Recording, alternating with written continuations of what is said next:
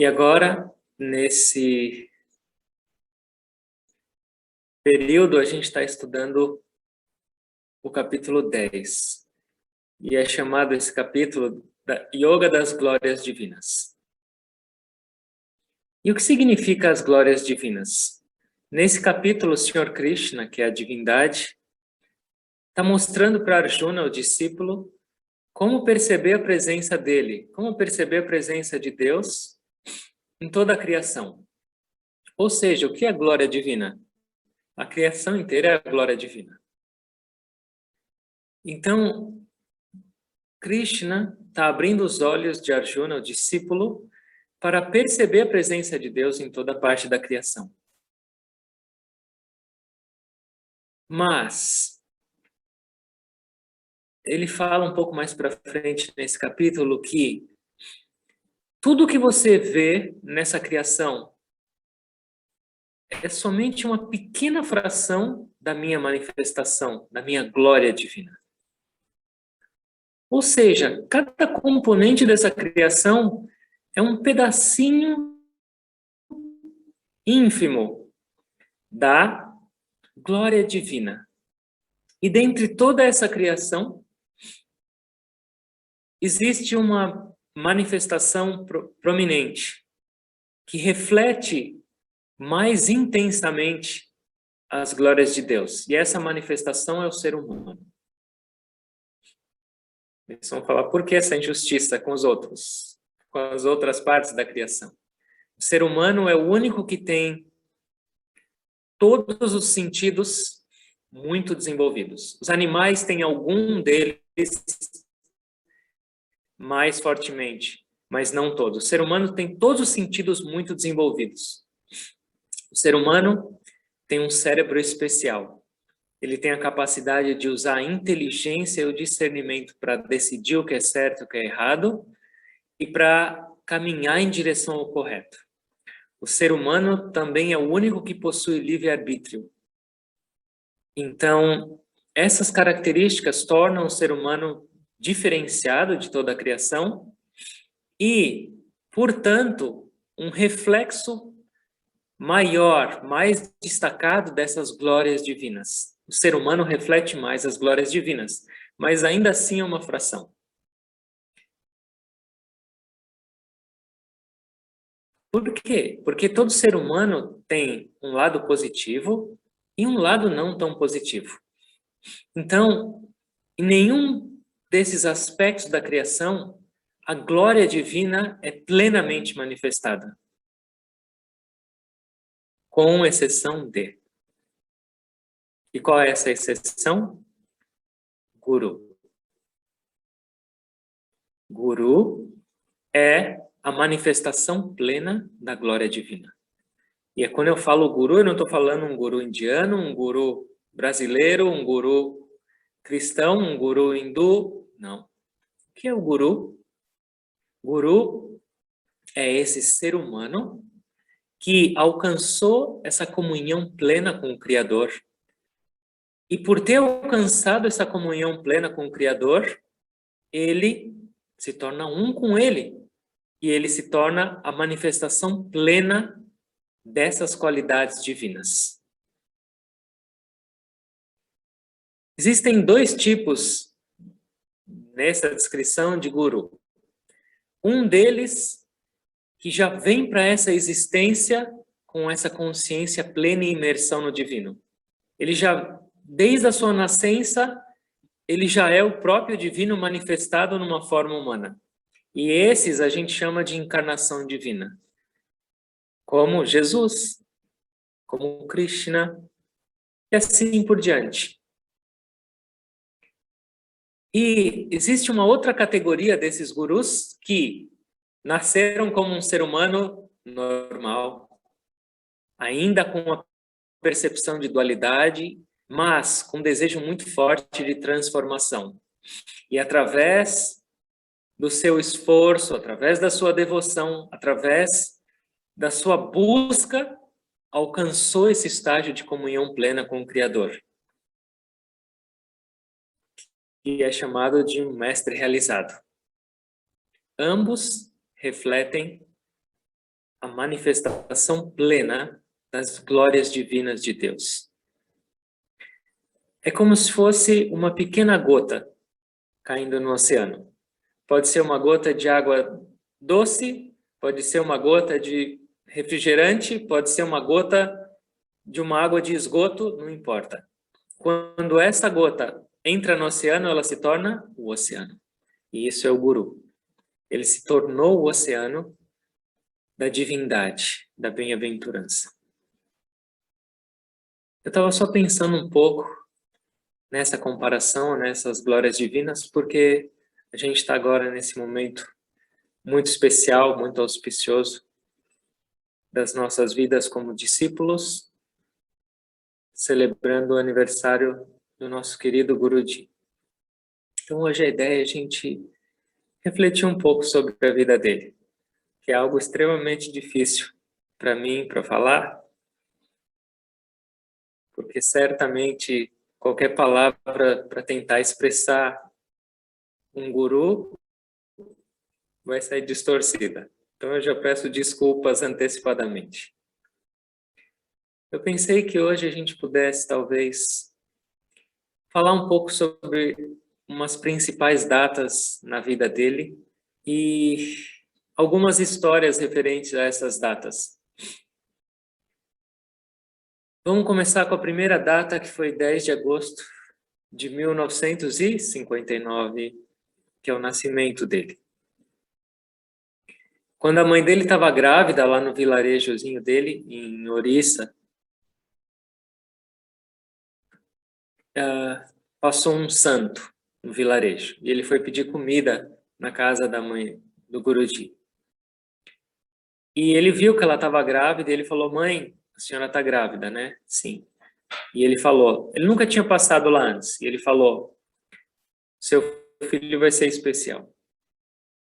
Então eu peço que você coloque o nome dele de Triloki. Porque ele vai governar os três mundos. Tri é três, e Loki são planos de existência ou mundos. Ele vai habitar esses três planos de existência. Ele vai ser fé nessas palavras, deu o nome para ele de Triloki. Trilok Dash. O Guruji nasceu prematuro, de 6 meses. E vocês imaginam um bebê desse prematuro num vilarejo onde não tinha nem luz elétrica. Então, tinha todas as possibilidades de ele não sobreviver. Foi um início muito duro para ele, para a família dele, e, além disso, ele tinha muita doença.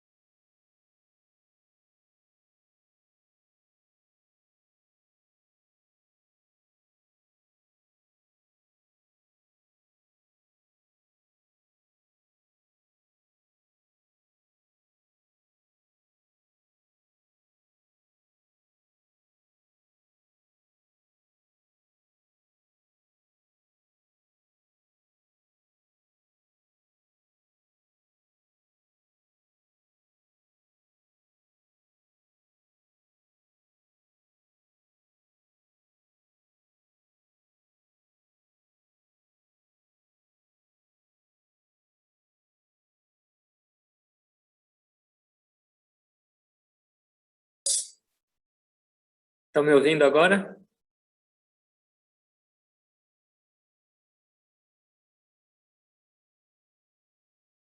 Bom, agora eu quero saber onde a gente parou, né?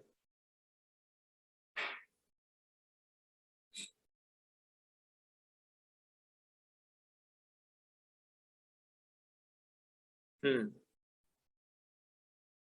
sim. Ele nasceu, além de prematuro, com muitas dificuldades, com uma incerteza se ele ia sobreviver. Ele nasceu com várias doenças também. Doenças principalmente respiratórias, mas outras doenças físicas. E isso, na verdade, impediu que ele tivesse uma infância normal, vivendo e brincando e convivendo com outras crianças naturalmente, porque ele requeria muitos cuidados. Até os 17 anos de idade, ele teve que tomar injeção todos os dias e um monte de remédio. Mas, na verdade, essa infância difícil para ele foi uma bênção disfarçada, porque ele passou a maior parte desses anos iniciais da vida dele com a mãe dele.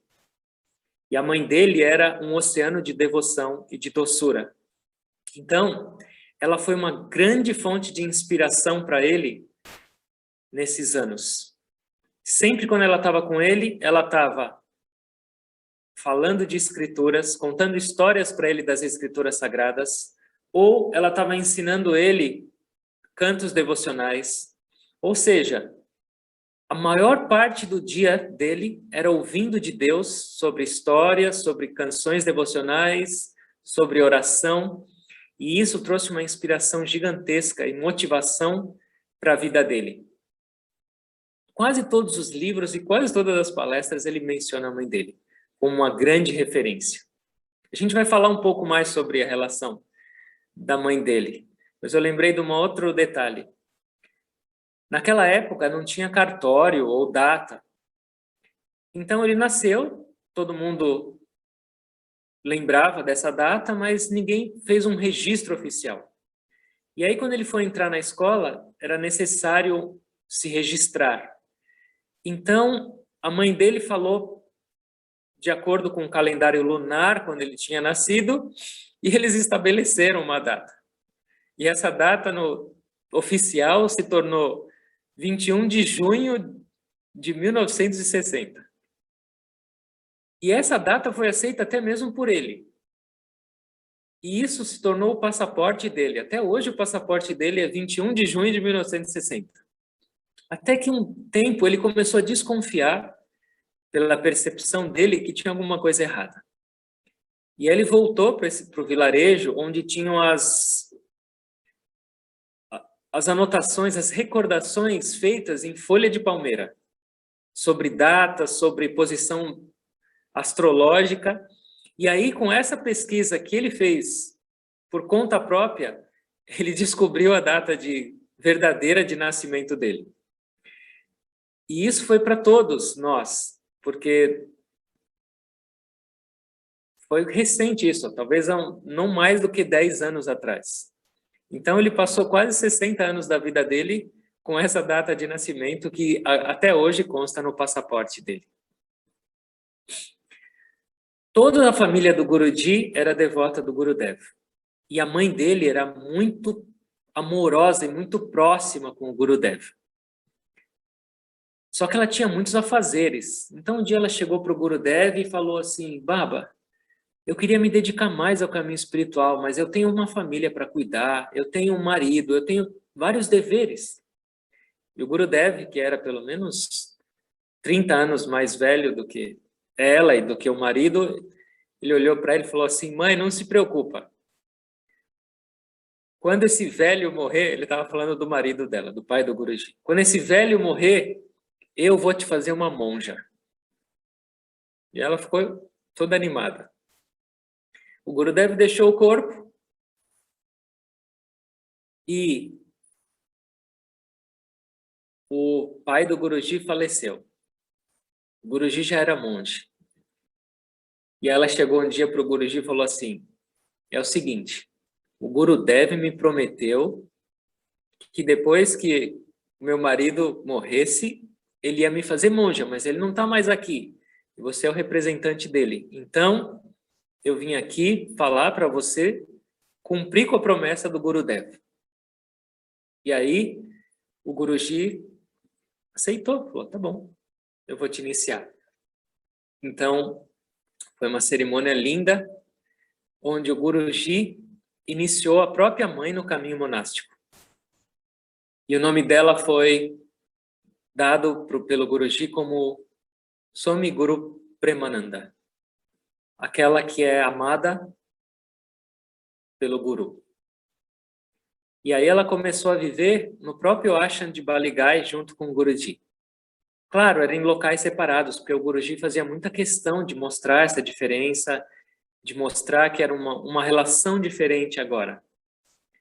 Mas o Guruji tinha uma energia, tem uma energia muito disciplinadora, muito correta, e uma maneira de conduzir o ashram, a rotina do ashram, principalmente os residentes, os brahmacharis, e ela fazia o oposto. Ela mimava todo mundo e estragava toda a disciplina do Guruji. Quando os discípulos ou quando os residentes estavam com fome ou estavam meio tristes ou o Guruji tinha dado uma bronca, eles iam lá para a casinha onde ela morava e ela enchia eles de doce, de bolacha, fora da hora, consolava e o Guruji ficava louco da vida. E aí vocês estão vendo, acho que uma foto aí que o Rômulo Baba colocou. Ela ficava indignada que o Guruji era muito bravo com todo mundo. E aí ela foi fazer esse protesto um dia, uma passeata. Ela pegou um discípulo, esse discípulo era o cozinheiro. E ela escreveu esse cartaz falando, por favor, pare com as broncas. E ela saiu pelo ashram inteiro passeando com esse cartaz, fazendo o protesto dela. O Guruji deve ter dado muita risada com essa situação. Uma outra coisa também é que quando ela ficou um pouquinho mais velha, ela ficou um pouquinho mais doente, ela chamou o Guruji e falou assim, eu quero te fazer um pedido. E o Baba falou, tá bom. Quando eu for deixar esse corpo, eu quero você do meu lado. E aí o Guruji falou, você sabe o quanto eu viajo? Eu estou o tempo inteiro indo para a Europa, Estados Unidos, para toda parte. Eu não sei quando você vai morrer. Como eu posso te garantir isso? Ela falou assim, você pode contar historinhas para todo mundo, mas eu sou sua mãe e eu te conheço. Eu quero que você me prometa agora que você vai estar do meu lado. E aí o Guruji falou, tá bom, eu prometo. E, claro, ele estava. Então, chegou nesse momento, ele foi lá, orou por ela, abençoou, falou algumas palavras de conforto e ela partiu. Ela foi sepultada no próprio ashram onde ela vivia, no ashram de Baligai, que é o nosso principal ashram e onde está o corpo também do nosso Gurudev. E o Guruji que fez toda essa cerimônia, esse ritual, e todos os anos, no aniversário dela, no aniversário que ela deixou o corpo, tem umas celebrações muito lindas no local onde ela está sepultada, que é numa floresta muito linda. Então, a mãe dele teve um impacto muito, muito grande e ela foi um grande propulsor na vida espiritual do nosso querido mestre. Voltando agora um pouquinho para essa sequência, o Guruji sempre foi muito aplicado e disciplinado na escola. Quando ele era criança, além desses problemas que ele teve de saúde, um dia ele estava passeando pelo pomar dele, que era muito grande, e ele fez uma arte lá e queimou a perna. Ele teve que ficar 2 meses em casa, estudando em casa e fazendo tudo em casa. Somente a prova ele ia fazer, ia receber a prova da escola para fazer. Ele estava no 2º ano do primário. E aí ele fez a prova e ele foi buscar o resultado. E quando ele olhou, estava marcado primeira.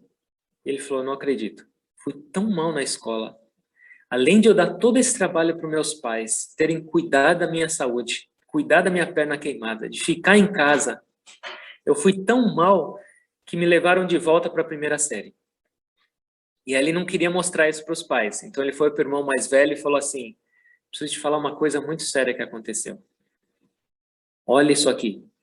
Ele mostrou a prova para o irmão dele E o irmão dele abriu um sorriso imenso e falou, vamos comprar uns doces agora para celebrar.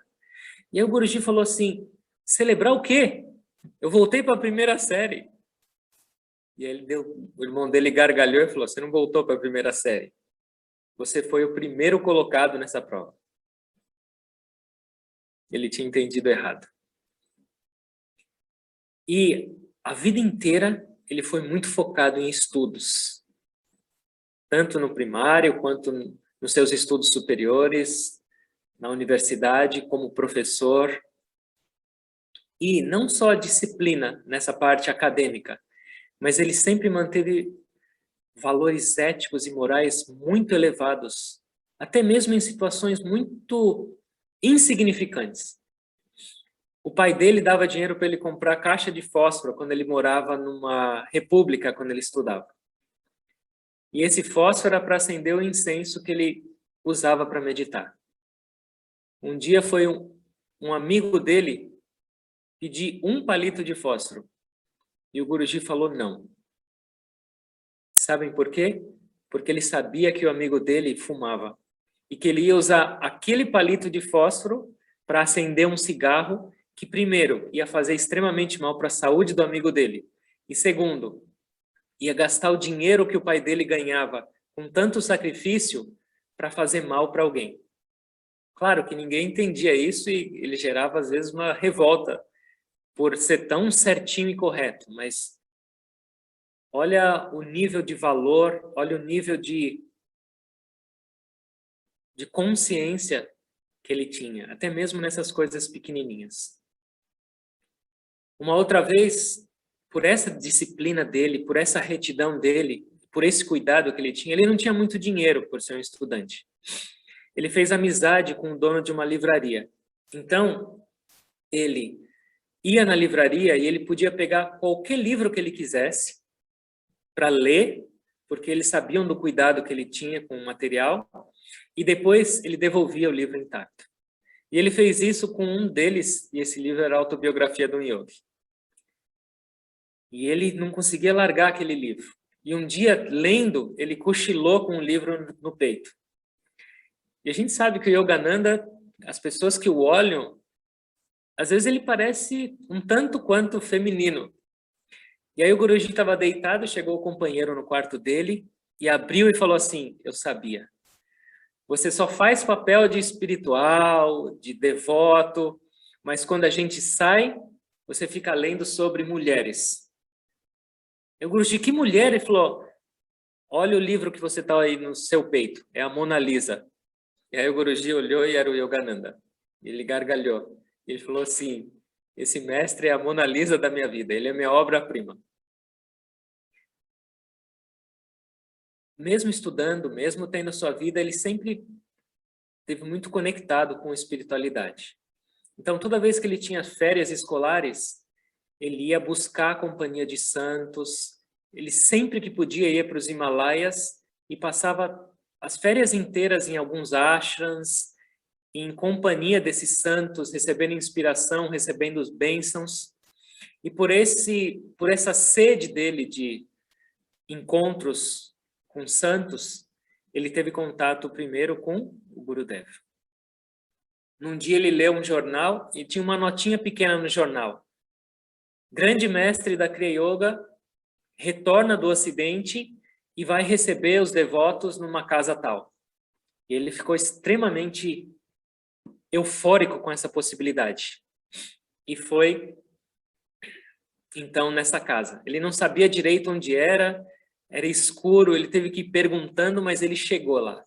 E isso foi a segunda data que a gente está falando hoje, extremamente importante na vida dele. E isso foi em 1980, que foi o primeiro encontro dele com o amado Gurudev, da vida dele. E esse momento também foi bem curioso. Por quê? O Guruji, por ter sido de uma família brahmane, muito dedicada, muito séria, ele tinha um conceito do que era um monge. Era um ser completamente desapegado, que usava roupas simples, que não tinha posses nenhuma, que não tinha luxo nenhum. E aí, quando ele chegou lá, com toda a expectativa e com a comparação de todos os monges que ele já tinha encontrado na vida, ele olha para o Gurudev a primeira vez. E quem ele vê? Um monge usando roupas todas elegantes, roupas novas, monásticas. Um cabelo lavado com shampoo e cheirando perfume de shampoo. Um óculos com aros dourados. E ele olhou aquilo, já trouxe um impacto negativo para ele e falou, será que não é possível alguém tão almofadinha desse jeito? Será que pode ser realmente um mestre? Foi com essa dúvida inicial que ele viu o Gurudev. Não só essa dúvida inicial. Ele ouviu a primeira discussão do Gurudev com um discípulo. O Guruji era estritamente vegetariano e defendia esse vegetarianismo muito firmemente. E tinha um discípulo junto com o Gurudev discutindo sobre vegetarianismo. Esse discípulo estava falando firmemente que todos tinham que ser vegetarianos, que senão não tinha como crescer espiritualmente, criticando os não vegetarianos. E o Gurudev respondeu de uma maneira completamente oposta, falou assim, por que você está comendo tanta carne? Meu discípulo, Baba, eu não como carne, por que você está falando isso? Toda vez que você fica criticando quem come carne, toda vez que você fica pensando nos não vegetarianos, você está se alimentando também de comida não vegetariana. E se vegetarianismo fosse a razão da realização, todas as vacas, as cabras, todos os animais que comem grama seriam realizados. Não seja tão radical. E aí chocou ainda mais o Guruji. Ele falou, além de ser um monge almofadinha, não está defendendo o vegetarianismo. E aí, aos poucos, o Gurudev foi se mostrando para ele. O Guruji levou um tempo para aceitá-lo como guru e para ser realmente iniciado na Kriya Yoga. E nesse período de dúvida, ele já estava muito próximo do Gurudev. O Gurudev permitiu que ele ficasse perto dele. E nesse período de dúvida, de teste, um dia ele estava sentado numa palestra do Gurudev e ele tinha muito apreço, o Guruji, por um mestre chamado Nigamananda Paramahansa. E ele pensava seriamente em considerar esse mestre como o guru dele, mesmo ele não estando mais vivo, mas de se conectar com essa organização. E aí um dia, o Guruji estava nessa palestra e quando o Gurudev vira para ele, ele não viu mais o Gurudev. Ele viu o Nigamananda Paramahansa, o rosto dele no corpo do Gurudev. E eram completamente diferentes feições. Ele era mais jovem, com cabelos negros, e o Gurudev já mais idoso. E aí o Guruji viu o Nigamananda no Gurudev. E aí o Gurudev virou o rosto para falar, olhar para alguém. Quando ele voltou o rosto de novo para o Guruji, ele era o Gurudev de novo. E ele abriu um sorriso para o Guruji. E aí na hora o Guruji entendeu, ele falou assim, um guru, um mestre realizado, representa todos os outros gurus. É a mesma manifestação do divino com formas diferentes. E foi nesse momento que ele teve a certeza. Bom, ele é meu guru. E uma vez que ele aceitou o Gurudev, a vida dele foi completamente dedicada. Ele passou 21 anos servindo diretamente o Gurudev, com extremo amor, com extrema devoção, uma entrega completa e admirável. Pra vocês terem uma ideia do amor dele pelo Gurudev, ele vivia com o Gurudev numa cidade, no ashram, e ele dava aula numa universidade que ficava a mais ou menos 80 quilômetros dessa cidade. E os ônibus, as estradas, as paradas faziam com que essa viagem levasse mais ou menos 3 horas. Então ele acordava 4 da manhã para pegar o ônibus para chegar a tempo na faculdade. E quando ele acabava a aula, ele voltava para jantar com o Gurudev e para ficar com o Gurudev. 6 horas por dia de viagem, de ônibus, além do trabalho lá na faculdade, para passar alguns instantes a mais com o Guru dele. Até o Gurudev se admirava com isso. E é interessante também essa história. Eu tenho que ficar atento com essas histórias, porque senão elas começam a se reproduzir. No ônibus, os ônibus na Índia, normalmente, eles põem rádio. E é uma música muito alta.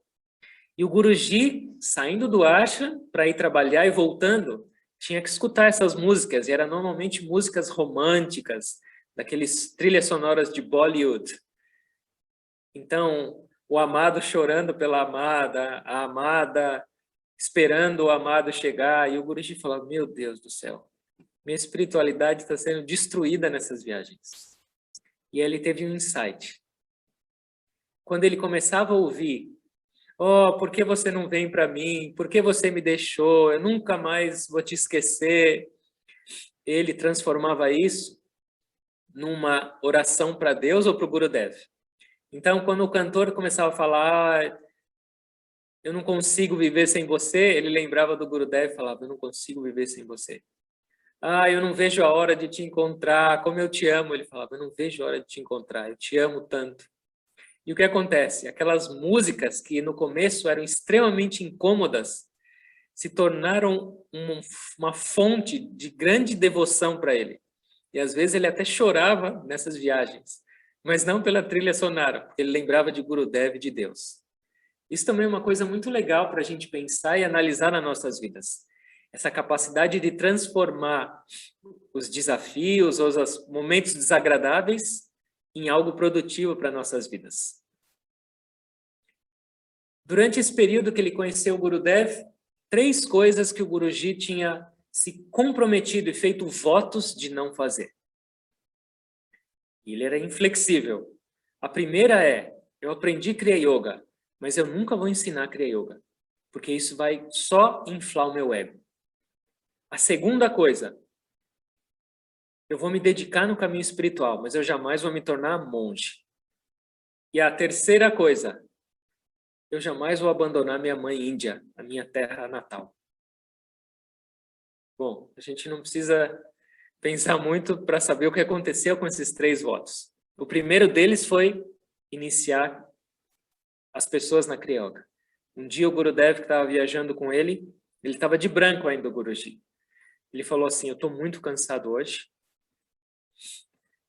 você vai e inicia. O Guruji ficou sem responder. E o Gurudev, você vai fazer isso ou não?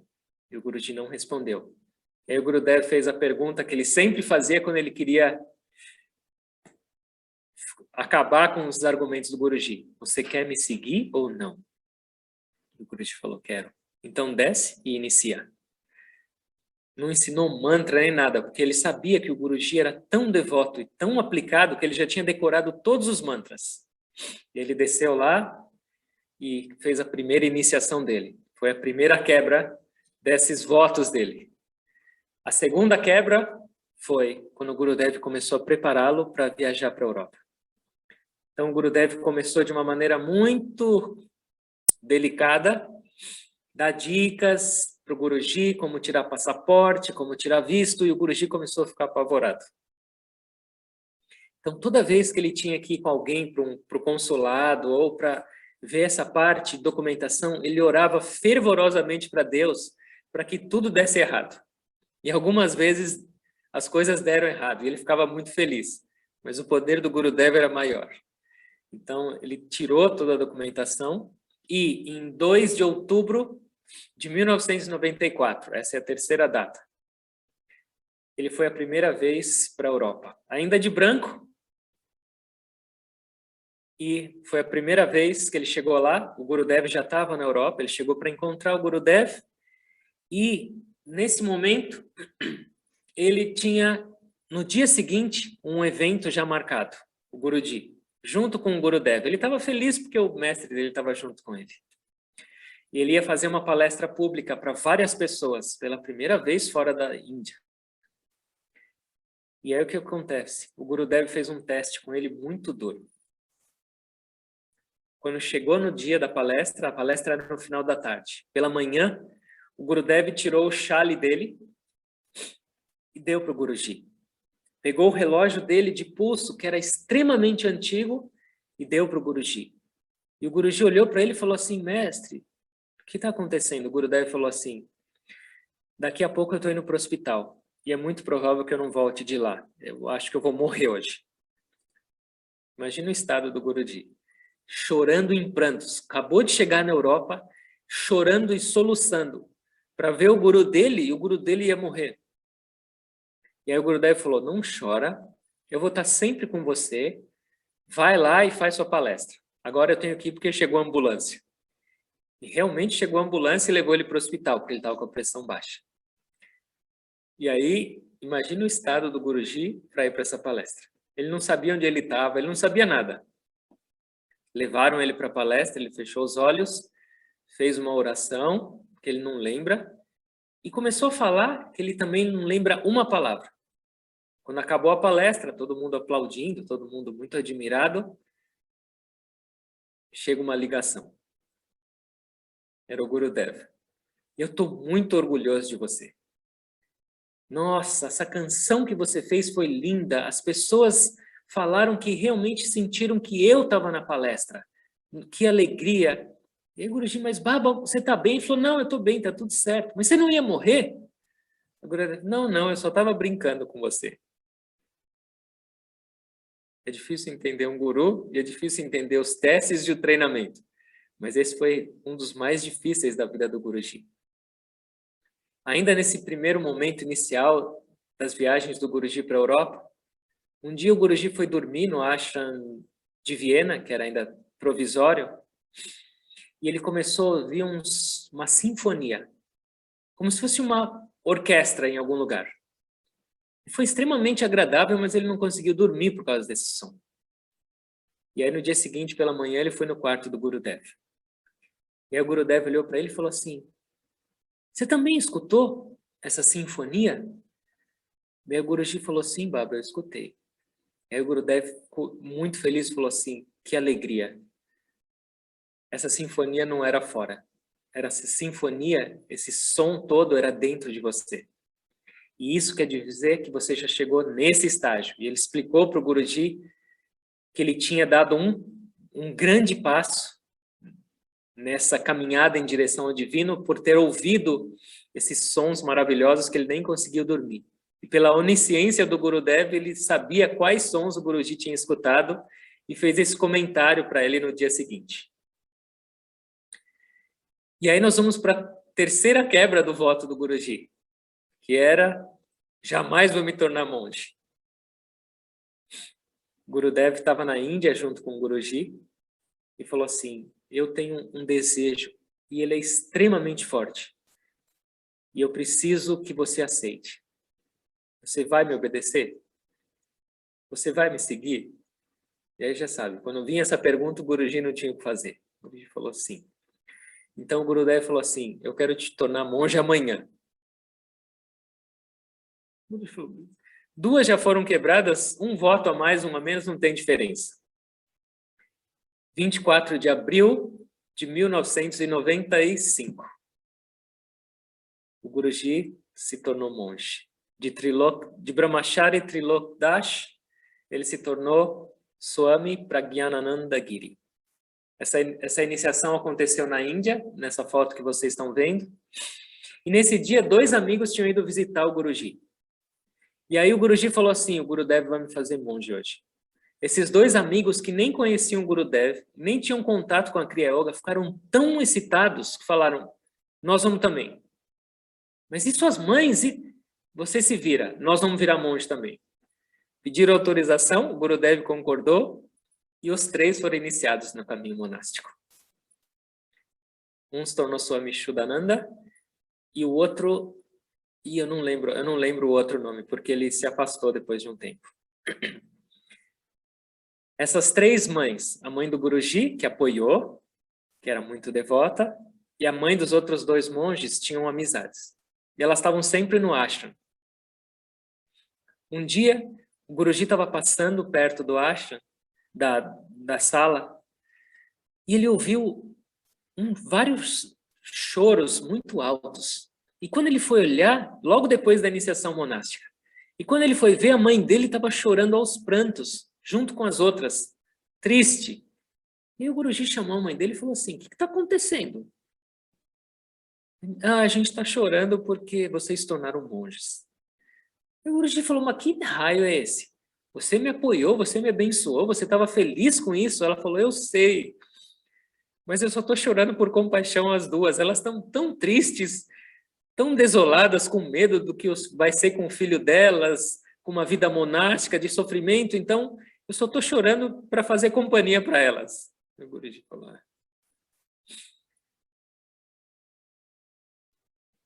1995. E depois de 3 anos dessa iniciação monástica, o Guruji estava fazendo um programa nos Estados Unidos, na casa de um criavã muito querido chamado Harinath, que depois se tornou monge também. E quando ele estava guiando a meditação, tocou o telefone. E ninguém atendeu. E ninguém escutou a gravação. Quando acabou a meditação, eles foram escutar a gravação. E era o Gurudev. E esse foi 10 de agosto de 1998.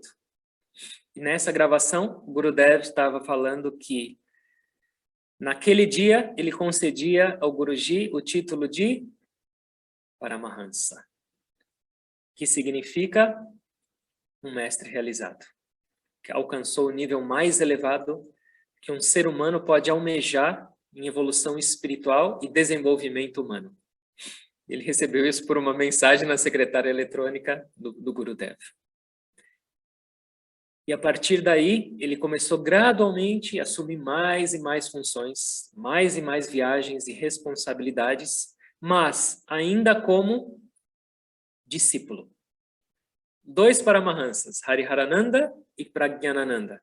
Mas o Guruji ainda era discípulo. Até que isso mudou em 3 de dezembro de 2002, que foi uma Rasamadhi do nosso Gurudev Baba Hariharananda Ji. A partir daí, Guruji não era mais um discípulo, mas se tornou o guru de toda a organização, não só o guru, mas ele assumiu a organização do instituto na Índia, na Europa, nos Estados Unidos e em toda parte. Tudo caiu nas costas dele.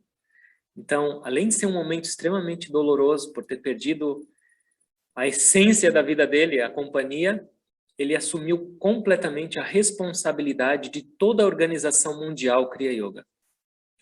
Uma parte interessante é que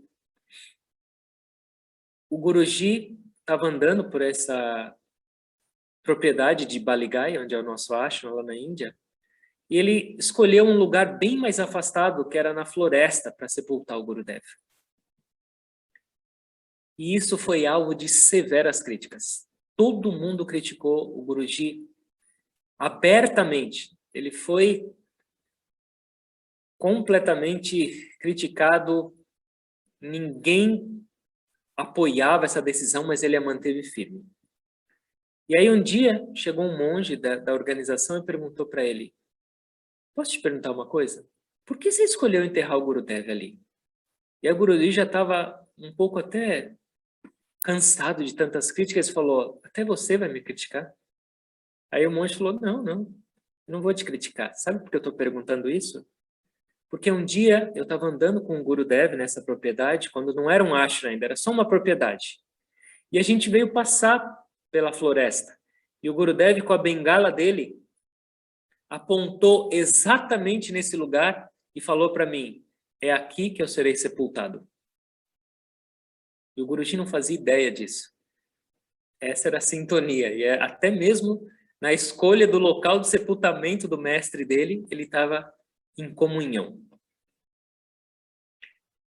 E o que o Guruji fez? O Gurudev falou assim: tudo que eu comecei, ele vai continuar. Então o Guruji pegou esses passos iniciais do Gurudev, essa abertura da Kriya Yoga que o Gurudev fez, organizou e expandiu. De 3 ou 4 ashrams, hoje a organização tem mais de 25 ashrams pelo mundo.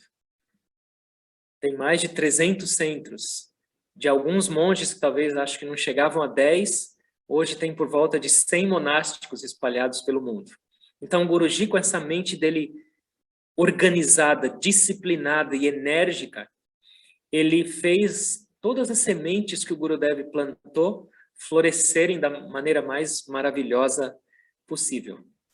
E, incansavelmente, ele viajou por mais de 30 anos fazendo esse trabalho amoroso e devoto, sempre para o mestre dele, nada para ele. E aqui a gente entra também numa data que é muito especial. No mesmo ano que ele se tornou monge, em 1998, ele veio a primeira vez para o Brasil, em Brasília, em outubro também. Ele ficou na casa do John Thomas Baba, que era o líder de centro de Brasília, e estava começando os trabalhos lá, teve a primeira iniciação. E depois disso, ele voltou para o Brasil a segunda vez em São Paulo. Foi a primeira visita dele em São Paulo, e isso foi em 20 de abril de 2005. Então, não somente foi a primeira visita dele em São Paulo, mas foi o meu primeiro encontro também com ele nessa existência. Foi quando eu recebi a iniciação em Kriya Yoga diretamente dele. Eu tinha respeito por ele como um swami, como um monge, como alguém que cuidava da organização, mas eu não tinha compreensão nenhuma do que era um Paramahansa, ou um mestre realizado, ou um guru. Então, para mim, ele era somente Swamiji, como qualquer outro Swami. Um respeito por ter me iniciado, uma admiração, mas sem nenhum conhecimento.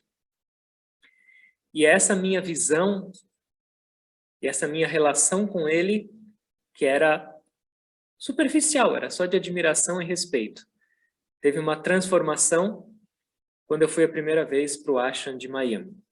E isso foi em abril de 2009.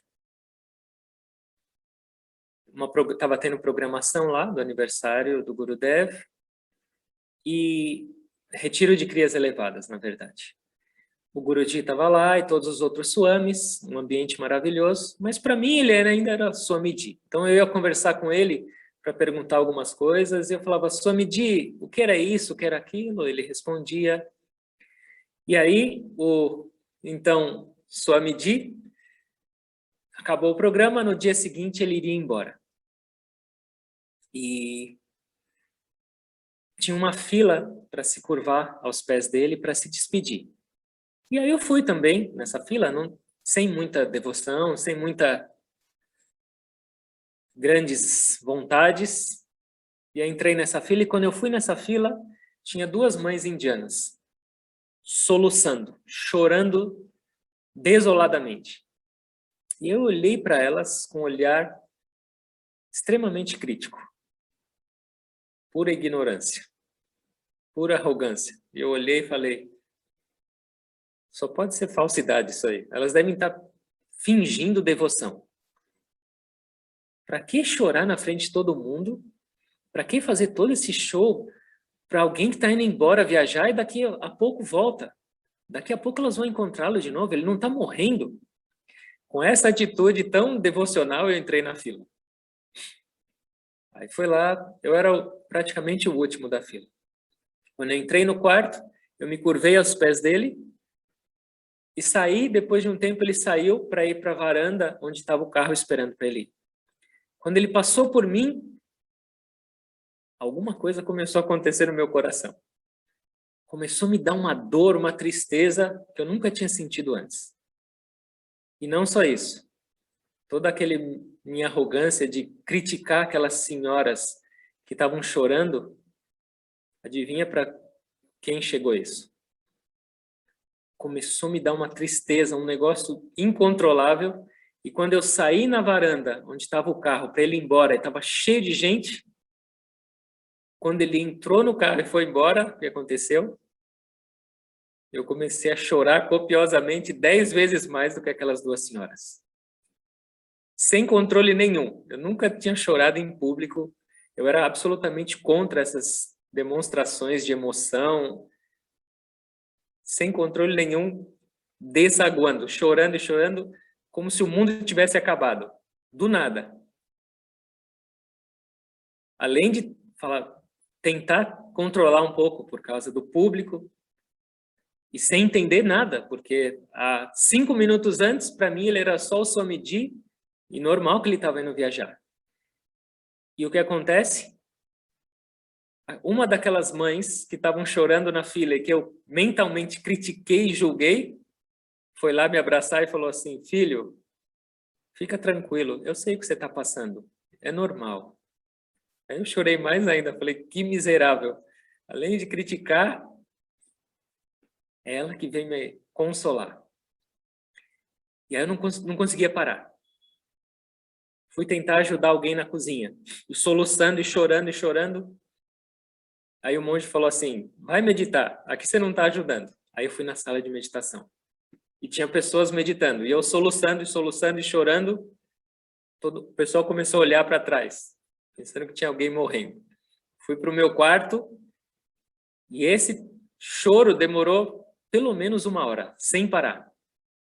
Eu nunca tinha tido isso na minha vida, mas ao mesmo tempo que as lágrimas iam saindo, meu coração ia ficando cada vez mais leve, como se estivesse limpando algo. Então foi com essa experiência que de Swamiji ele se tornou o meu Guruji.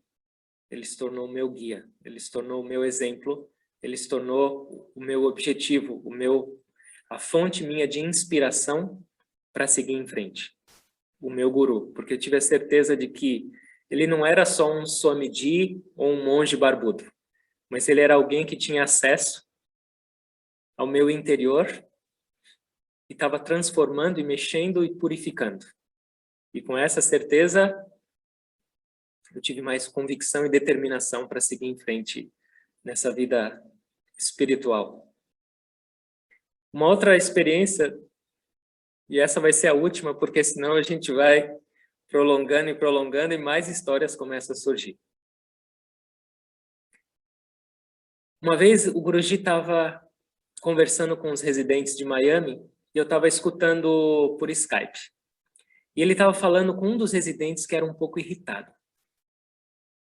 E ele estava falando para esse residente, por que você está tão nervoso? Se você tem que ficar nervoso com alguém, não fica com seus irmãos monges. Porque ele descontava, às vezes ele explodia com eles. Se você quer ficar nervoso, fica nervoso comigo. Eu te coloquei nesse ashram, eu te dei essa função, não eles. Nós vamos fazer o seguinte, toda vez que você ficar irritado, você vai pegar o telefone, vai ligar para mim e vai soltar os cachorros. Ele deve ter ficado chocado. Mas, como eu não fico com o telefone toda vez na minha mão, nós vamos fazer o seguinte. Se eu não tiver acessível a uma ligação telefônica, você vai pegar a minha foto e você vai fazer a mesma coisa, soltar os cachorros. Porque não tem diferença entre você falar comigo por telefone e você falar com uma foto minha. É a mesma coisa, eu estou ouvindo. E aquilo lá ficou marcado na minha mente. Aquilo lá trouxe uma impressão para mim. E aí, a gente vai para a última data de hoje, que foi outubro de 2014. Só estava eu e mais um outro monge vivendo num outro ashram aqui em São Paulo, que era o ashram alugado. E eu estava passando por uns momentos de extrema irritação, com esse monge, com tudo. Eu estava num estado de explosão quase. E aí um dia, eu não aguentei mais e eu lembrei dessas palavras do Guruji. Aí o que eu fiz? Peguei uma foto do Guruji, falei assim, agora nós vamos conversar. Fui para o quarto, fechei a porta, coloquei a foto dele na tela do computador e comecei a falar. Olha o que está acontecendo, é isso, mas bravo. Igual ele falou, solta os cachorros, e eu soltei. Depois de alguns minutos de conversa, não lembro quantos, foram vários, eu me senti muito mais leve. E o que acontece? Ele estava em reclusão em silêncio nesse período. Mas depois de 1 semana, de surpresa, ele veio para o Brasil. E aí teve programação, teve iniciação, teve tudo. Ele passou uns 3, 4 dias aqui em São Paulo. No último dia, antes da última palestra dele, eu estava junto com ele no quarto do hotel, esperando o momento para a gente descer. Em silêncio, ele estava escrevendo e trabalhando, eu estava só sentado meditando. E aí, do nada, ele virou o rosto para mim e perguntou: como vai sua raiva? Melhorou? Eu fiquei chocado. Eu nunca tinha falado para ninguém desse estado, eu nunca tinha falado para ele desse estado, nada. A única vez que eu tinha compartilhado sobre esse momento de irritação era para a foto dele. Então ele olhou para mim com esse sorriso e falou assim: como vai sua raiva? Melhorou?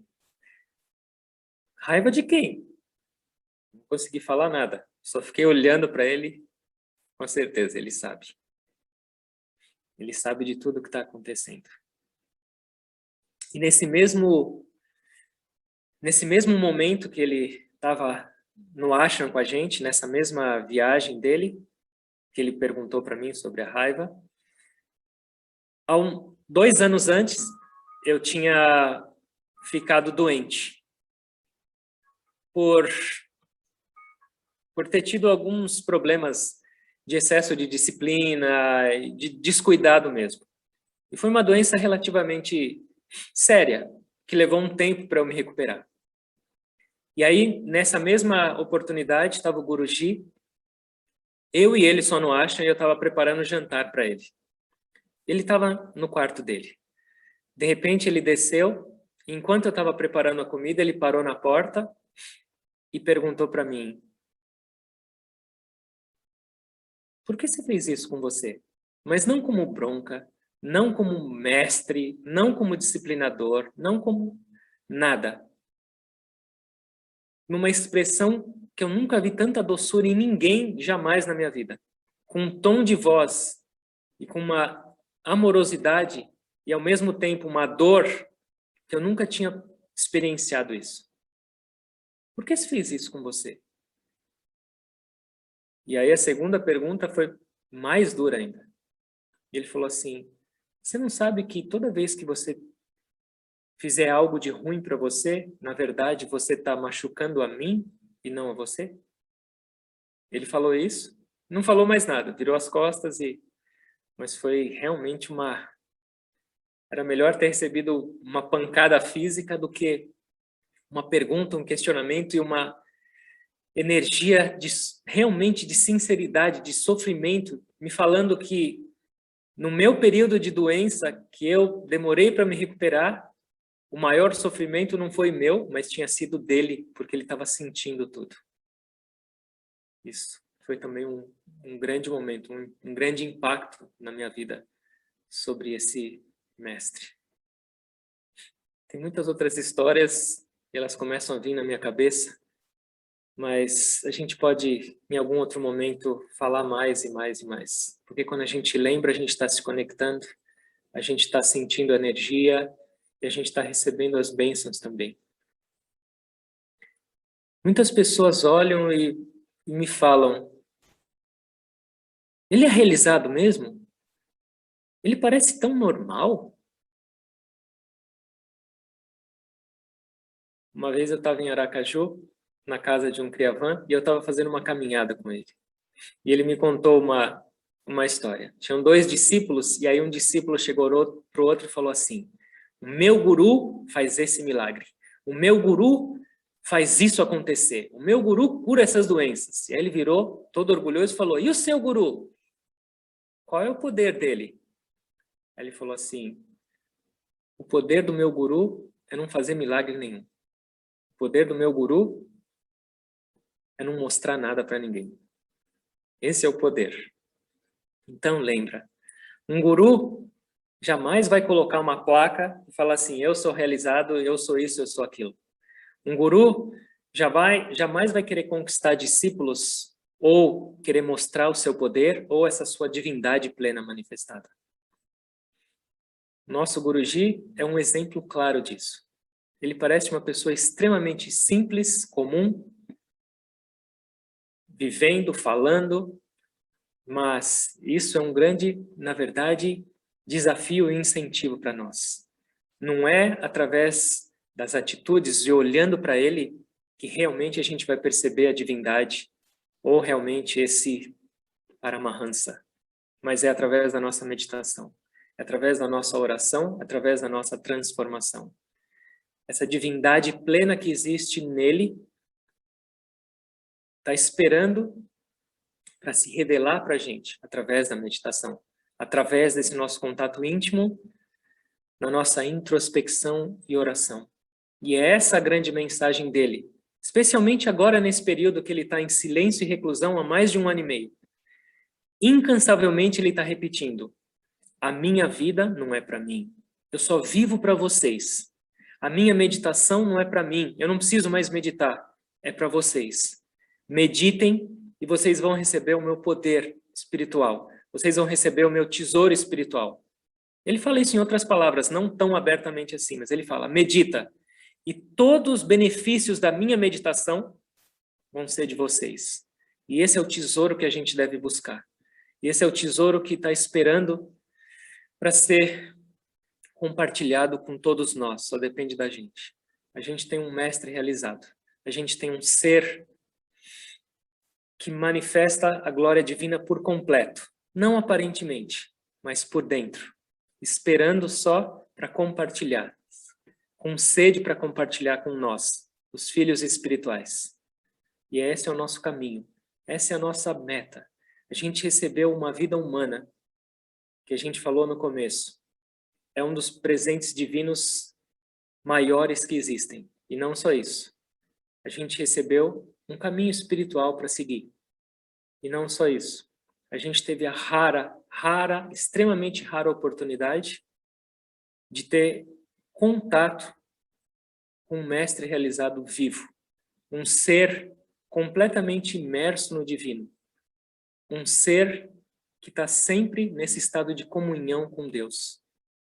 Cabe a nós fazermos nossa parte, nos conectarmos com essa força divina. Se a gente está aqui, juntos, reunidos, se a gente está nesse caminho, que a gente tem condições, todos nós. Não importa se você está no caminho da cria ou não.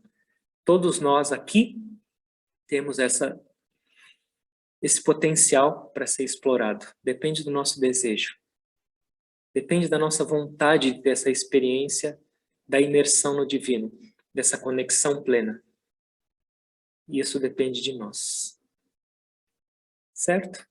Que nesses dias a gente sinta mais a presença do nosso amado Guruji, que a gente sinta realmente esse poder divino que existe dentro de um ser realizado desse, e não só sinta, que as nossas vidas também, através do nosso esforço, através das bênçãos dele, possam se transformar gradualmente também em vidas divinas.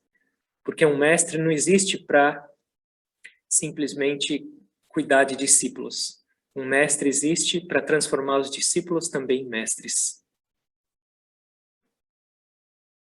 Que a gente possa seguir cada vez mais firme, mais forte, e sentindo cada vez mais o amor de Deus nas nossas vidas, nos nossos corações, que a gente possa refletir isso em toda parte. Isso é o maior presente que a gente pode dar de aniversário para o nosso amado Guruji. Que ele abençoe a todos nós. Vamos fechar os olhos, por favor, um pouco.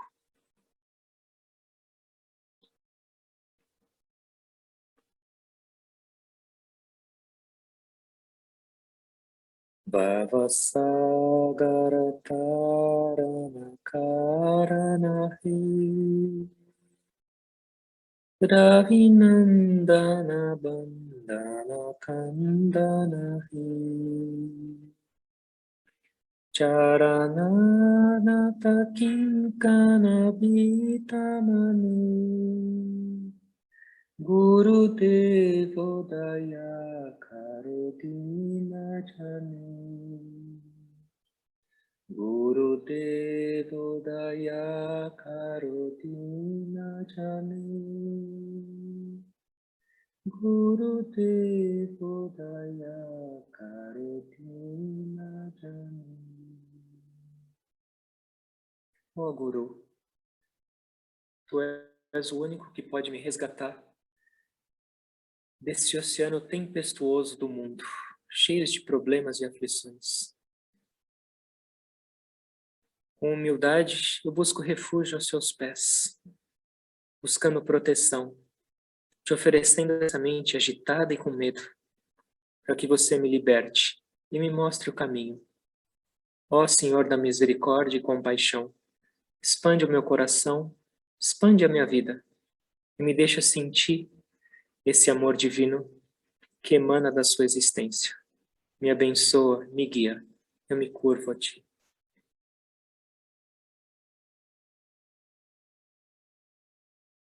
Que as bênçãos de Deus, dos mestres, e especialmente do nosso Guruji, que é o representante vivo de toda a nossa linhagem, representante da manifestação plena do divino numa forma humana. Abençoe nossas vidas, abençoe cada passo nosso. E traga mais amor, mais paz, mais alegria e mais divindade nos nossos corações. Que cada um de nós possa ter essa experiência da divindade, da plenitude em nossas vidas, porque a gente só existe para isso. Com gratidão, com alegria, com devoção, e tentando perceber essa presença de Deus em cada um de vocês, e tentando sentir a presença do nosso amado Mestre junto a nós, nos guiando, nos protegendo e nos abrigando. Eu me curvo a todos vocês com gratidão.